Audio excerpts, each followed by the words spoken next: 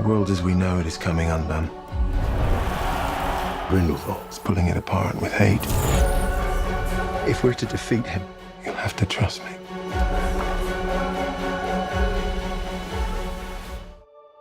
Hey guys, it's Billy from FIFTY8, and thank you for watching these videos about how I'm navigating reality. And it's good to see you guys again. I've been a little busy this month with some personal things, and I had a really nice family outing in the capital, or in Virginia. My father died a year ago, and due to COVID, we finally had the opportunity to have a service for him at the cemetery in Virginia, and he got a full military service because he served in Vietnam and got a Purple Star and 2 Silver Stars. So we had a very respectful celebration, and I got to spend some quality time with my family and been working on manifesting a new reality for myself. And the thing that's been so amazing about this past month is that during the service, which was very moving and kind of felt like a closure of one chapter, I had a very surprising and exciting email come to me on the very same day, kind of symbolizing to me the beginning of a new chapter. Because people change you. Yes. I've changed. I think. Maybe a little. And in this video, I'll explain this exciting news, but I wanted to first give some context to how this new reality is shaping and forming due to my realization and knowingness and work in not identifying with the mind and focusing solely on my heart and my soul. This sense of self, you see, arises from the idea that the self is the personal self is the source of your existence. People don't realize that you survive because of the field. The ego has you convinced it's because it watches traffic carefully and renews your life insurance things. Having let all dualities go, having surrendered everything to God, the willingness to let go having an opinion. Could you let go having opinions to God? We are currently a world divided. Each day brings talk of another conspiracy. Each hour another dark whisper. These whispers have only increased in recent days. Before wizards went underground, when we were still being hunted by muggles, young wizards and witches sometimes tried to suppress their magic to avoid persecution. So instead of learning to harness or to control their powers, they developed what was called an obscurus. An obscurus grows in the absence of love, as a dark twin. It's an unstable, uncontrollable dark force that busts out and attacks. And then vanishes. Things are not quite what they appear, Credence. No matter what you've been told.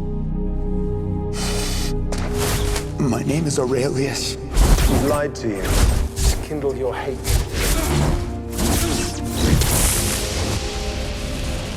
Come with me. Think of what we could achieve together.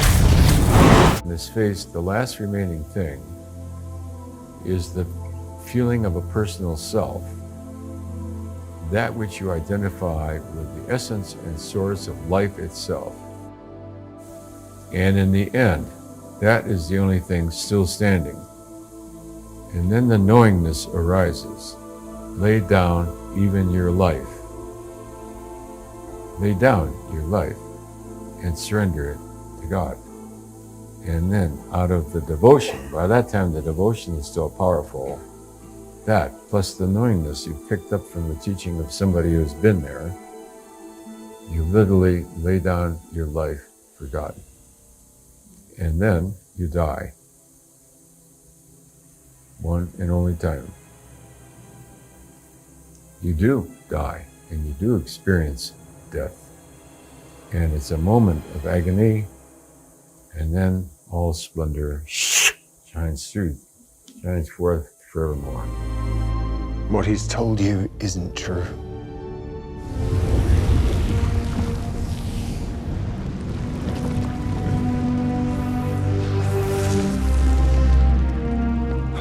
your pain. The death of the ego is the only death you can experience. Nobody can experience their own death. Not possible. So the thing that's been really profound for me is that we all have to realize that everything that we experience in our reality is due to it existing in the mind. And knowing this will give you the power or the energy and the knowingness that you know that you create your own reality, and that there is never anything outside of you that can affect you or cause you emotional turmoil or fear when you have this knowingness. The knowingness to do it comes out of the field, because the field of your higher self and this higher self are one and the same. So that we'll finesse it out of the field. Walk straight ahead no matter what. Do you know why I admire you, Newt? What? More perhaps than any man I know. You do not seek power or popularity. You simply ask, is a thing right in itself? If it is, you do it no matter the cost. So think of your energy field as your consciousness, or your aura, you could say. So in my studies, the aura is the first experience that we have when we speak and think. So whatever we think bounces and hits our aura and comes back to us as an experience. And so when you become aware, or you start to become aware of your power, of your thoughts and your beliefs, or your mind and the feelings that you have about certain realities, you start to become aware of what you want and you don't want. So you have to constantly be aware that whatever you think, you'll experience it first. There is no one outside of you. What you're doing is madness. It's what we said we'd do. I was young. I was committed to me. To us. No. I went along because I was in love with you.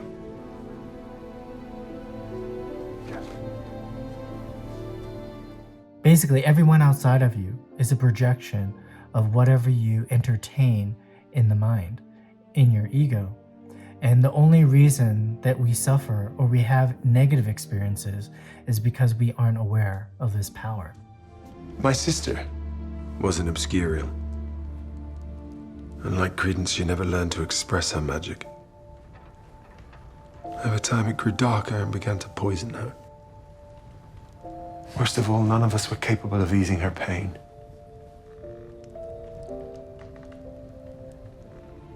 Your honesty is a gift. Even if at times a painful one. Because you have to be aware that the mind is like a psychopath, a narcissist, a sociopath, until you become aware of yourself.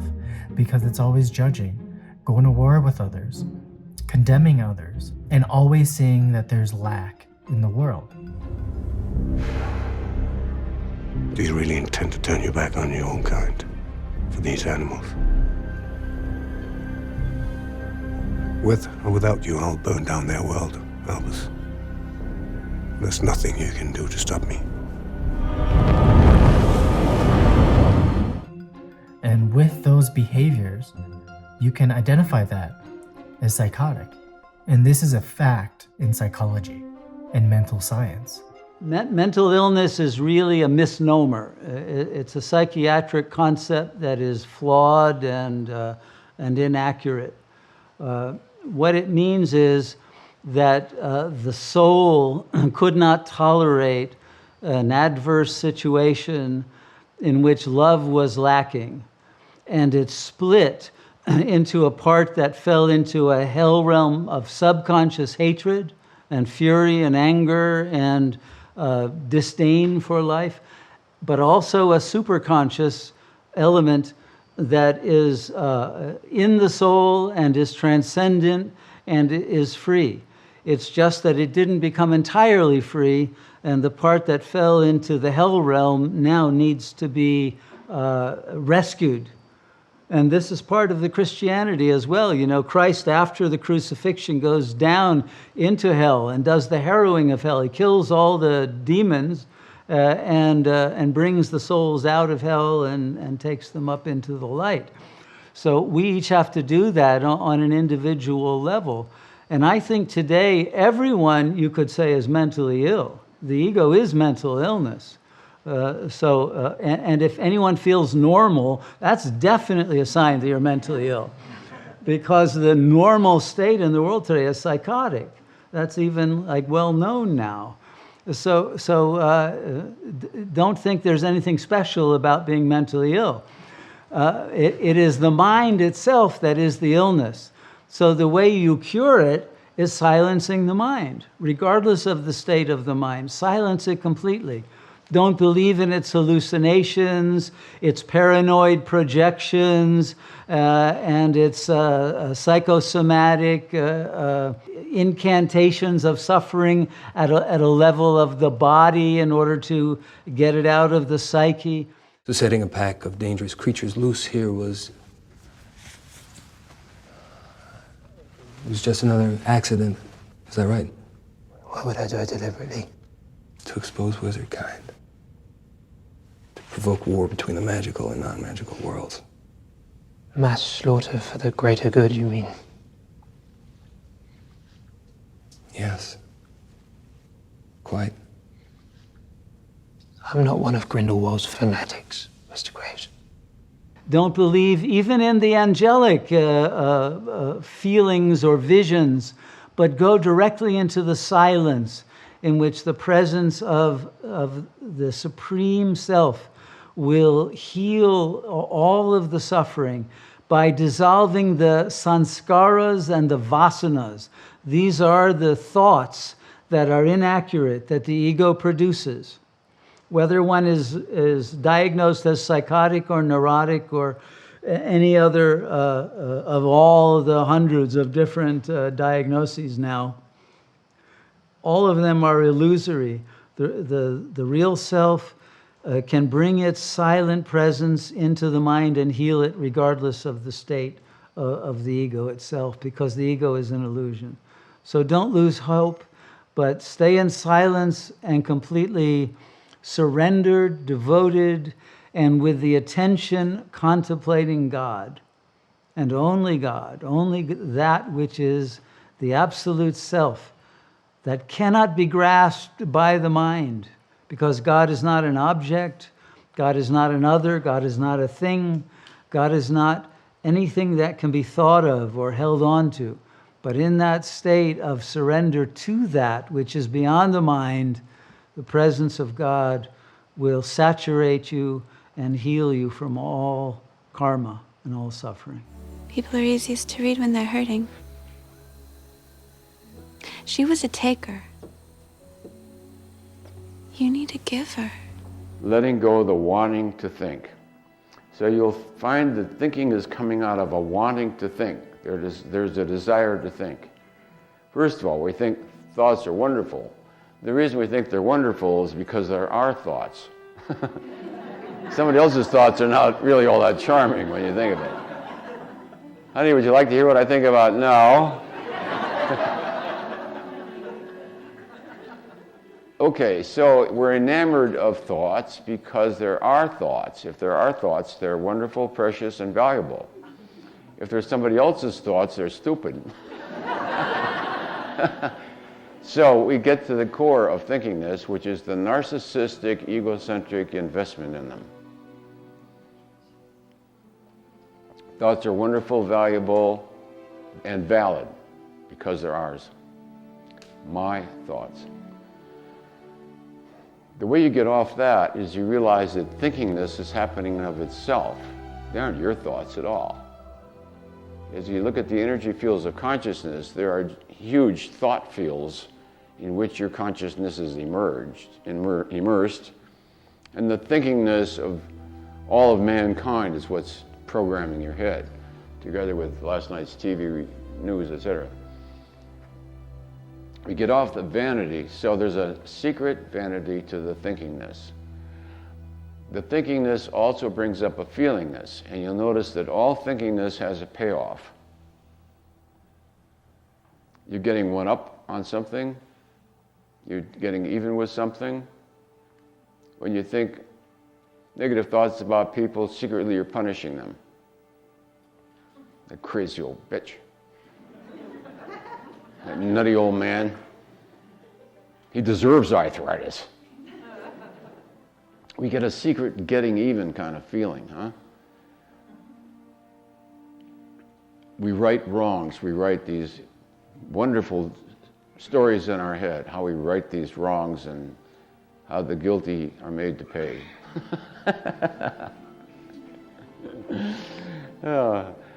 So, all right, you see this thinkingness happens because there's a desire to think, because there's a secret payoff to thinkingness, because we think that thinkingness is valuable. It's coming from an energy. There's a root to thinkingness.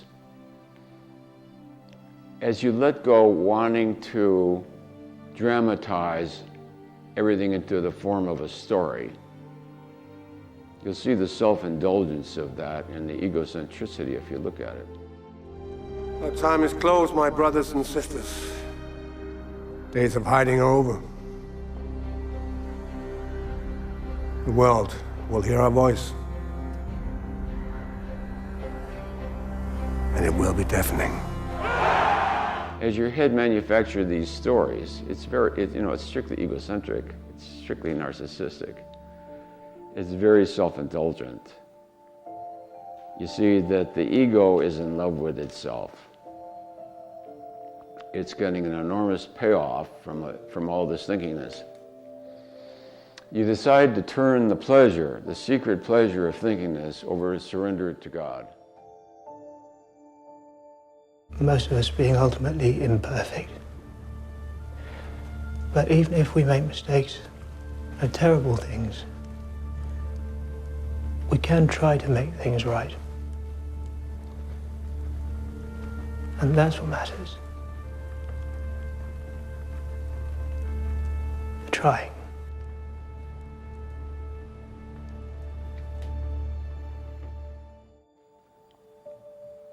As you let go wanting to make stories, they become paragraphs. As you let go wanting to write paragraphs, they become short sentences.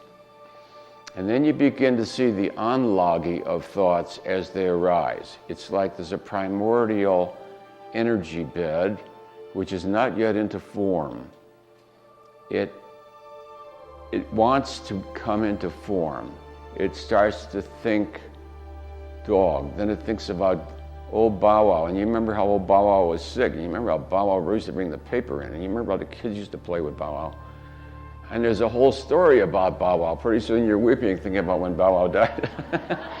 Whoa, I mean, it just grows, right? All right, so there has to be a willingness to surrender all that.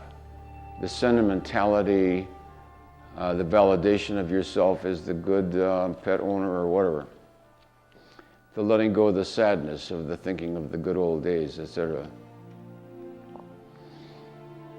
Anyway, the long story about Bow Wow boils down to a paragraph, then it comes down to a sentence. Then you catch the mind starting to think about Bow Wow, and you surrender it at that point. So there's a constant surrenderingness. As you do this, what happens is you nip thoughts in the bud. You'll see they're coming out of a formless analogy, pre-form, you might say. It isn't quite dogginess yet, and the word dog doesn't exist yet, but image of dogginess. All this happens very rapidly, but it's continuous. So there's like a continuous fount of thinkingness coming out of a energy field that we could just call thinkingness, the energy like a fountain out of which proliferates thinkingness endlessly. One surrenders this to God at greater and greater depth until finally one gets to the very core of thinkingness itself. And one surrenders the identification of self as thinkingness and surrenders thinkingness to God. That is quite a sacrifice. So if you aren't aware of this and you identify with the mind as me, then you have behaviors and traits that are more psychotic than loving and compassionate. And the journey of everyone is to detach from this implanted AI mechanism of control called the mind that is full of inorganic beings or aliens or voices that try to control us and limit us because it doesn't want us to remember who we are, and it feeds off the energy that sustains your soul.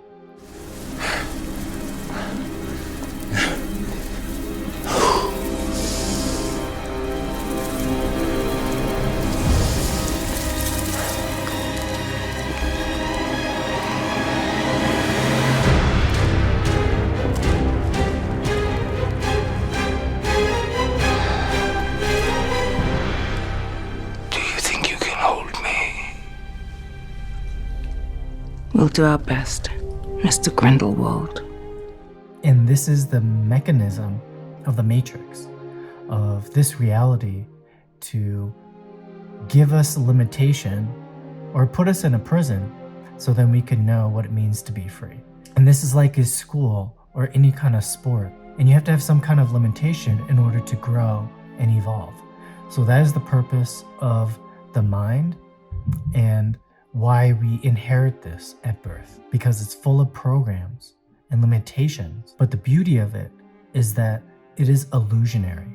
It isn't real. Thoughts are not real. They are just voices.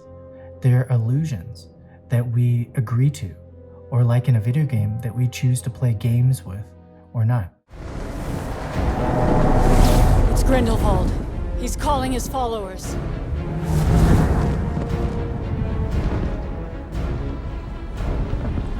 The world as we know it is coming undone. Gellert's pulling it apart with hate, bigotry. Things that seem unimaginable today will seem inevitable tomorrow if we don't stop it.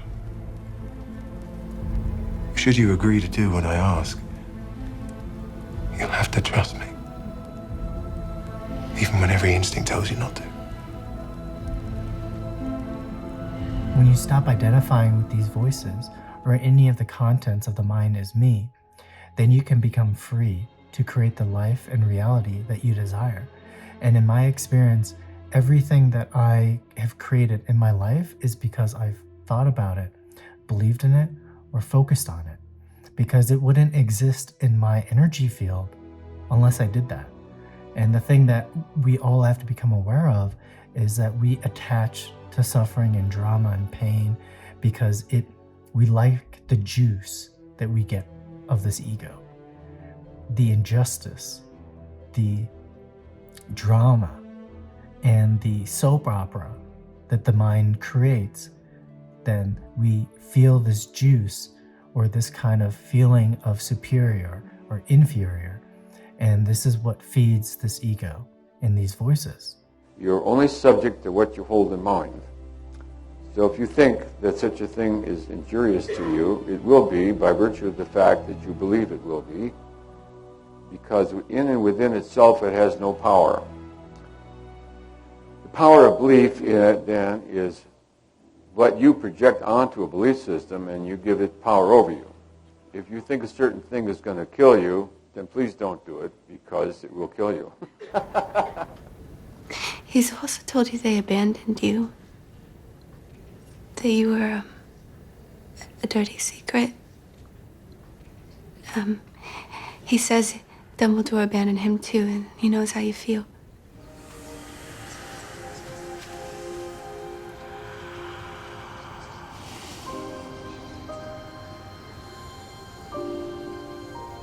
So if you are dealing with any kind of suffering, it is because you are attaching to voices, to thoughts, to beliefs that are illusionary.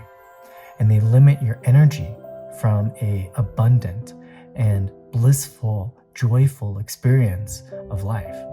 And for me, and because I've been able to detach from this mechanism, this AI construct of the mind and ego, I've been able to create a new life for myself in Colorado. You know, your eyes really are Or what? I'm not supposed to say. Dude, I got read a your book. picture of you. Wait, did you read? Did you? I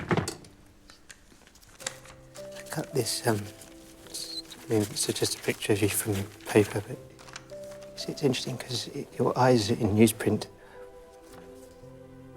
So in reality, they have this effect in them, Tina. It's like fire in water, in dark water. And I've only ever seen that. I've only ever seen that in salamanders. And the most exciting thing that's happened to me is that during the service of my dad's funeral and burial in Virginia, I got an email from Gaia. And it's been a slow process, which has tested my patience because I'm used to a more city life and New York pace of instant gratification.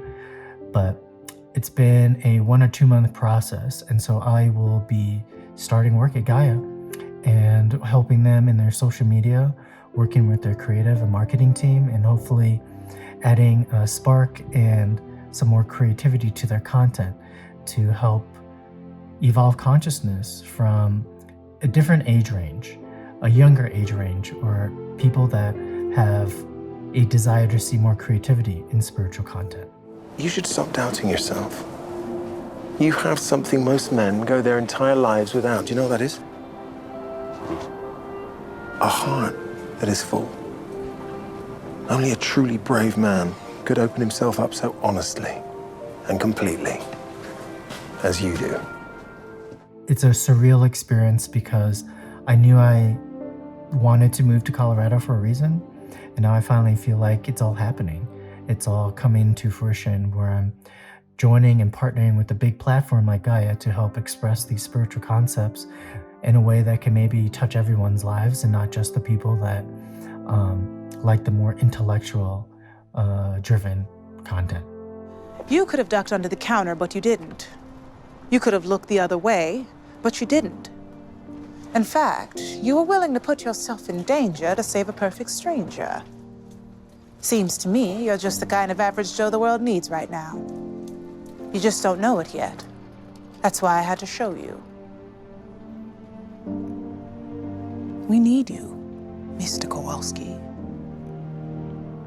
So I'm very excited about this. We'll see where this opportunity takes me. I'm still going to be working on 58 more than ever now, but I will be working at Gaia, with Gaia, and helping them in their social media content. So that's one part of my reality that has changed and shifted due to my awareness of knowing that everything that exists in my reality is due to my focus of it in my energy field. So this has only happened because of my focus on it. There has been no lack that I wouldn't work there, or there is no disbelief that this wouldn't be an opportunity for me. There are multiple dimensions with multiple types of energies and beings in these multiple dimensions.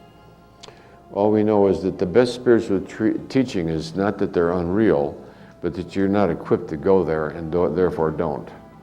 You're not equipped to handle the Ouija board. You're not equipped. Nobody in this room is equipped to handle a Ouija board. Nobody here is equipped to handle that which is invisible and unknown, as intriguing and clever and glamorizing as it may be. There's nothing more intriguing than Master blah blah talking to you from some realm, giving you the inner secrets of ancient mysteries. Oh, give me a break. Sedona is the home of ancient mysteries by Baba, this and that being channeled by someplace. And as you come into town, there's second readings out on every billboard, right? So it doesn't say it's wrong, it doesn't say it's bad, it just says you're not equipped to go there. You really are poking into realms of which you have no awareness of who it is on the other side. Because you have to realize that all these theories, or thoughts, opinions, are all illusions. They keep you from creating your desired reality, which it can be whatever you want, whatever brings you joy and happiness in this world. And that's what fuels your soul to then find your passion. I've chosen my side.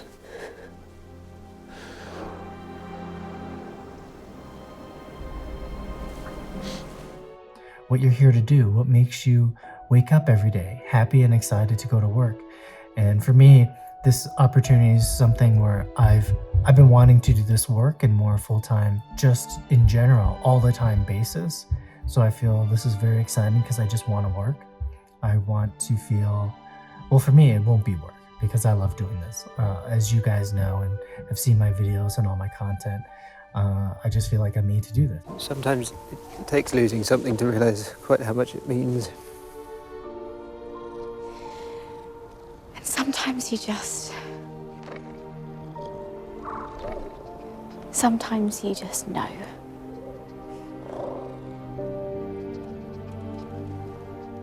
And I'm also very excited to bring my own creative eye, maybe a younger point of view, a fresher, more grounded point of view to some of the content that they make. And I'm just in general honored and excited to be there. And I'm enjoying this new reality. And I really want to thank you all for being a part of it with me. And I hope that my content will continue to support and empower you. And I will continue to create more content to empower your lives and to support you on creating your own desired reality.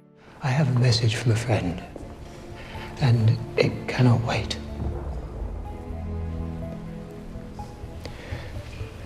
Do what is right, not what is easy. So Grindelwald doesn't seem to understand the nature of things he considers simple. Your lovingness by witnessing. See, when I say you don't need to go to fancy things. Just witness the sacredness of all of existence. Approach all of love with reverence and goodwill. And by doing so, you're changing the world. Therefore, the sheer observation, the higher the level of consciousness of the observer, the greater the impact on the observed.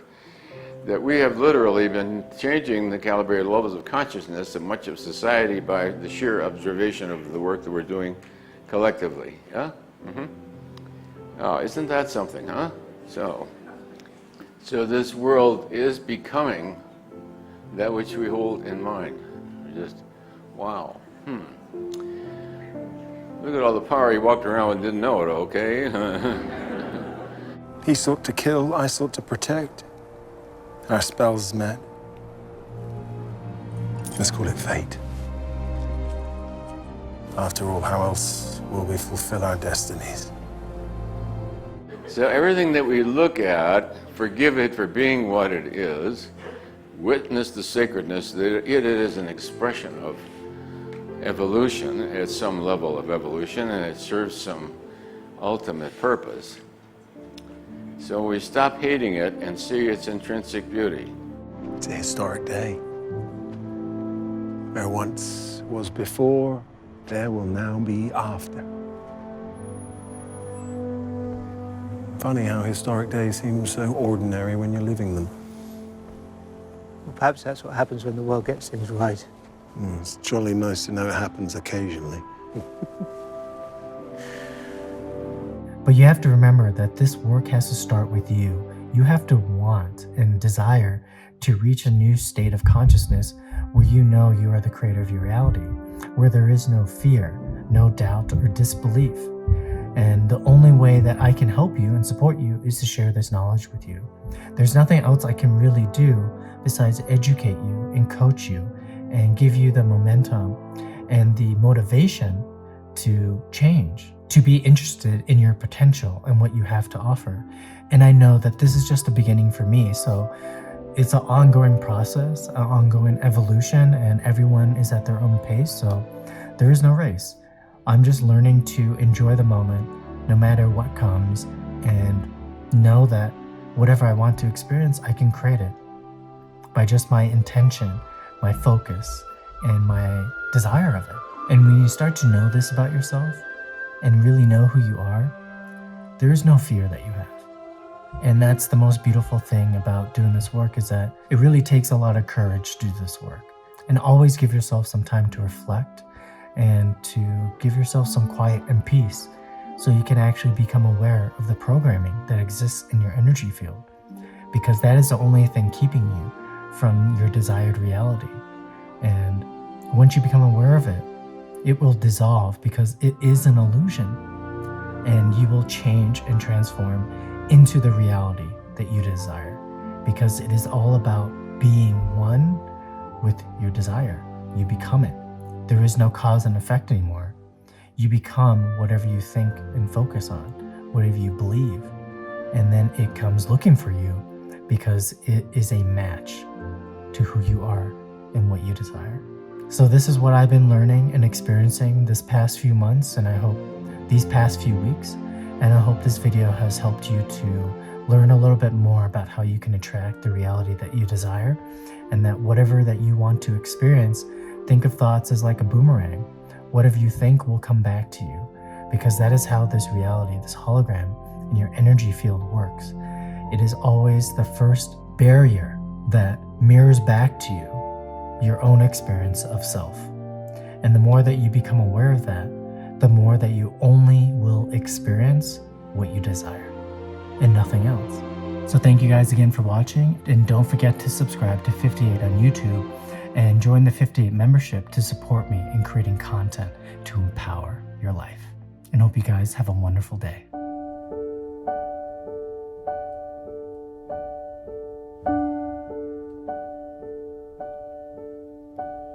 You make a wish, you cast a spell, you hope an angel rings a bell, you find yourself still in love with love.